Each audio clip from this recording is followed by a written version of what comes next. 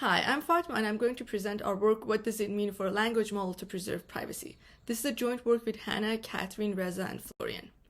First, a quick overview of language models. These models learn the structure of words and patterns that they appear in. For example, a language model would fill in this following blank with feasible options like books, exams, etc. A recent trend in language modeling is the significant growth in both the training data size and the model size.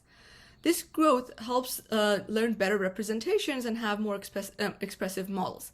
But at the same time, it does create some concerns.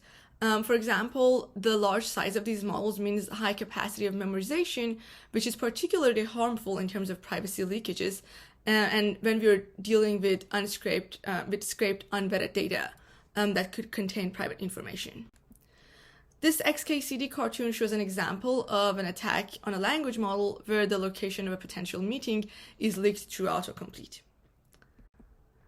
Now, what does it mean to preserve privacy in a language model? What do we require if we want to be able to do it? To claim a language model is privacy preserving, it must only reveal secrets or private information in the right context and to the right people. So we have to be able to define the following. A, the context in which a shared information is private. B, what the shared information actually is, like what is the secret, how can we find it? And C, which people are allowed to know it, who's the in-group for this secret. And defining all these is particularly hard on scraped collected data.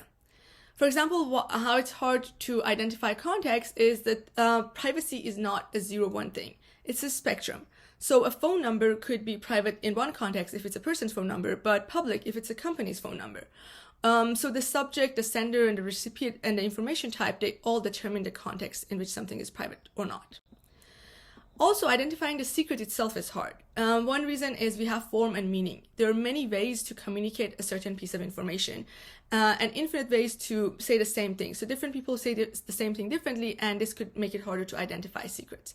Also, if information is repeated, doesn't mean it's no longer secret. Like if two people are talking about something a lot, doesn't mean it's okay to share it with someone else. And finally, as technology in our lives are evolving, language is evolving as well, and private information and the types of private information are changing. Like before, it was maybe phone numbers. Right now, it could be our usernames or any other new thing that will appear in the future. Now, what are we doing now? What are the privacy expectations and how are we fulfilling them right now? One common commercially appealing method is a scrubbing, where you try to remove all personally identifiable information. What is hard with this method is that it works well if the information is well formatted and well explained, like a phone number or like names, things that you can actually put your finger on and well define them, and they're well formed. But a problem is even with phone numbers, you might say it in different ways. You might spell it differently. You might actually write it in alphabet instead of numbers. So it's not always easy to define them. And also models that do this are normally static. So if you have new types of private information or new ways of talking about them, if it was not in the training data, you're not going to be able to find and remove them. Another way is differential privacy, which is commonly used in training models, and it's designed to assure users that their contribution to a data set will not reveal much additional information in the use case of that data. And the challenges are that you need to have a unified definition of what a secret is and who it belongs to in order to be able to use differential privacy. And it becomes really hard to do that with language, where the boundaries of who said what and what information belongs to whom is very blurry. So what are the alternatives that we have instead of these two methods? One is to just use publicly accessible data, but no, publicly accessible data does not necessarily mean public data, publicly intended. For example, you might have leaked emails on the internet. It doesn't mean you can actually use them.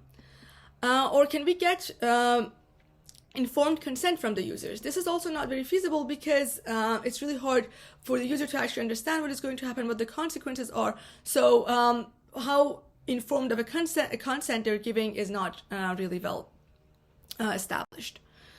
And so finally, our recommendations are to train models on publicly intended data, like books, articles, newspapers, or fine-tune them locally on private data. So the parameters from local fine-tuning on private data are not shared with anyone else and remain private for that user.